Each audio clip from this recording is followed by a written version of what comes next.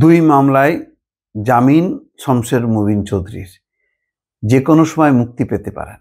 এটা ভালো, জামিন দেওয়া উচিত। আসলে তারা বয়সের শেষ প্রান্তে, যে রাজনৈতিক ভুল করছে সেই ভুল থেকে আর বের হতে পারবে না, এটা নিশ্চিত।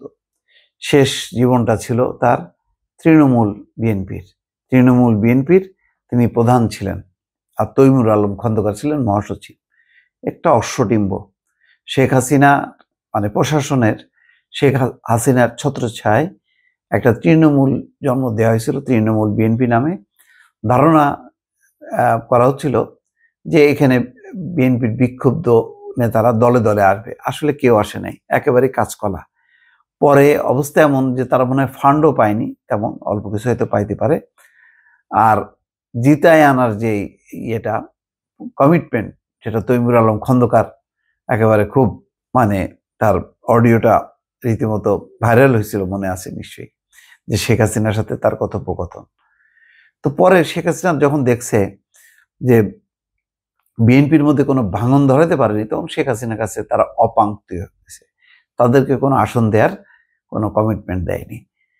তো একবার মানে বিএনপি থেকে যাবার পর অবসর, তারপরে বদরুদ্দোজা চৌধুরীর বিকল্পধারা বাংলাদেশ, তারপরে আবার বিকল্পধারা বাংলাদেশ যখন 2018 সময়, তখন রমরমা একটা অবস্থা, কিছু কূটনীতিকদের নিয়ে চৌধুরীর সঙ্গে বৈঠক, তারপরে এবং ওই 2018 ছিল কাল বিকল্পধারা বাংলাদেশ নামে, ওই তখন বদরুদ্দোজা চৌধুরী, তার সন্তান মাহিবী চৌধুরী, এবং এরা যেটা করলো সেটাও ছিল বিএনপির সঙ্গে একেবারেই বিশ্বাসঘাতকতার সামিল।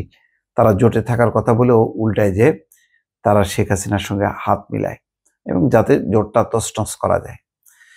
তো এই সময় তছনছ করতে করতে আওয়ামী লীগ নিজেই তছনছ হয়েছে, এবং শেষ বেলায় শমসের মুবিন চৌধুরী, তৈমুর আলম খন্দকার, জেনারেল ইব্রাহিমরা একেবারে নিজেদের যা ছিল শেষ বয়সে সব কিছু ধূলিসাৎ করে তারপরে দুটি হত্যা মামলার মানে আসামি হয়ে শমসের মুবিন চৌধুরী কারাগারে ছিল। আমি এই মামলাগুলিকে খুব গুরুত্ব দিই না। এদের যে অপরাধ সেটা হচ্ছে রাজনৈতিক নৈতিক অপরাধ। এদের সীমাহীন রাজনৈতিক লোভ লালসা এদেরকে একদম শেষ করে দিছে, ধ্বংসের শেষ প্রান্তে। তো এইরকম শেষ হয়ে যাওয়া এইসব মানুষগুলোকে জেলের মধ্যে রেখে এদের এই জেলের ভাত খাওয়ানো হচ্ছে, এদের ছেড়ে দেওয়াই ভালো। এখন এত কিছুর বিরুদ্ধে যুদ্ধ করা সম্ভব না। প্রকৃত যারা অপরাধী তাদের বিচার হওয়া উচিত, আর নৈতিক অপরাধে যারা অপরাধী তাদেরকে রাজনৈতিকভাবে বর্জন করলে এরা সারা জীবন আফসোস করতে করতে শেষ হয়ে যাবে। কোনো কিছুর ক্ষেত্রেই এরা আর গুরুত্ব পাবে না, এদের মর্যাদা কোথাও থাকবে না। আপাতত আমার মনে হয় যে জামিন দিয়ে তাকে বিদায়, রাজনীতি থেকে বিদায়, সবকিছু থেকে বিদায়। তারপরে হচ্ছে তারা যদি হদ্বুদ্ধি কখনো হয়, তাদের ভুল যদি বুঝতে পারে, যদি ক্ষমা টমা চেয়ে সাধারণ মানুষের জীবনযাপন করে, সেটাই হবে উত্তম সিদ্ধান্ত। দর্শক ভালো থাকবেন, আল্লাহ হাফেজ।